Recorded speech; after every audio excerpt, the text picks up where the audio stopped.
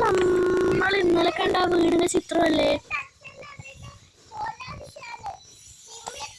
കാട്ടിന്റെ പേര് ഇൻസ്പിറേഷൻ കാട്ടിനെ കുറിച്ചാണല്ലോ. ഇത് നമ്മൾ സെർച്ച് ചെയ്തോണ്ടിരുന്ന ആ കാടല്ലേ? കുറെ സീക്രട്സ് എന്ന് പറഞ്ഞ ഇതിന്റെ കുറച്ച് സീക്രട്സ് നമുക്കറിയണം. ഇത് ആൺ പെൺകുട്ടിയുടെ തന്നെയാ കാട്. ഒരു ആദ്യം ഒരു പെൺകുട്ടി ഇതിൽ നടക്കുമ്പം ഒരു ബോള് കാണും. ആ ബോള് കണ്ട് മൈൻഡ് ആക്കരുത്.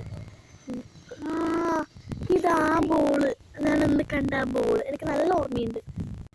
ആ ബോൾ കണ്ട ഉടനെ 2 കുട്ടികൾ പാഞ്ഞു വീഴുന്നത് കാണാം. അതും ഞാൻ കണ്ടിട്ടല്ലോ.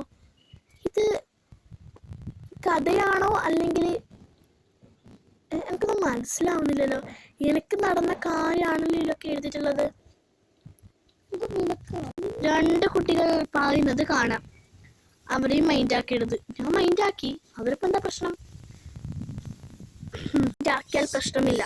കാട്ടിന്റെ ഉള്ളിലേക്ക് ഒരിക്കലും നോക്കാൻ പാടില്ല. കാട്ടിന്റെ ഉള്ളിലേക്ക് നോക്കാൻ പാടില്ലേ? ഞാൻ നോക്കുകയും ചെയ്തു.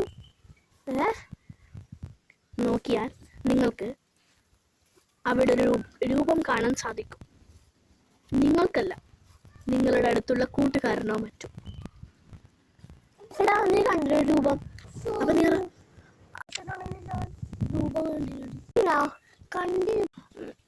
രൂപം കണ്ടാൽ അത് നിങ്ങൾ മൈൻഡ് ചെയ്യരുത്. അതിന് പിന്നെ നിങ്ങൾ പായരുത്.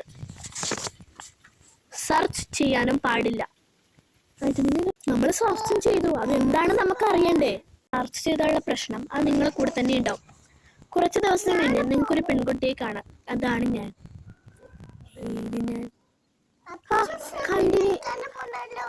അവള് കണ്ടപ്പാടഞ്ഞ് ഓടുകയും ചെയ്തില്ല അല്ലേ? ഒരു പെൺകുട്ടി നമുക്ക് കണ്ടിട്ട് അവള് പെട്ടെന്ന് ഓടിയിട്ടേ ഓടിയാണ് ഞാൻ കണ്ടിന്. അപ്പൊ അതിന് 2 ദിവസം മുമ്പ് കുഞ്ഞെന്നോട് പറഞ്ഞിരുന്നു നിന്നെ പോലെ തന്നെ ഒരാള് ഞാൻ കണ്ടിന്. ബാക്കി കഥ ഞാൻ വായിച്ചു നോക്കട്ടെ. കഥ ഇവിടെ തൊട്ട് അവസാനിക്കുന്നു. ബാക്കി നിങ്ങൾ അനുഭവിച്ചറിയുക. കഥ അവസാനിച്ചു. നിങ്ങൾ അനുഭവിച്ചറിയുക. നിങ്ങൾക്കൊരിക്കൽ എൻ്റെ അടുത്ത് വന്നിട്ട് കാര്യങ്ങളൊക്കെ വിശദീകരിക്കാം. ഞാനിതിനുള്ള പരിഹാരം കണ്ടെത്തും. കഥ അവസാനിച്ചു. അനുഭവിച്ചറിയാം. ഇത് എത്രട്ടായി തന്നെ? എനിക്കിത് എവിടെ നിന്നെത്തിയത്? ഇന്നലെ പെൺകുട്ടീൻ്റെ വീട്ടിൽ നിന്ന് കിട്ടിയത്.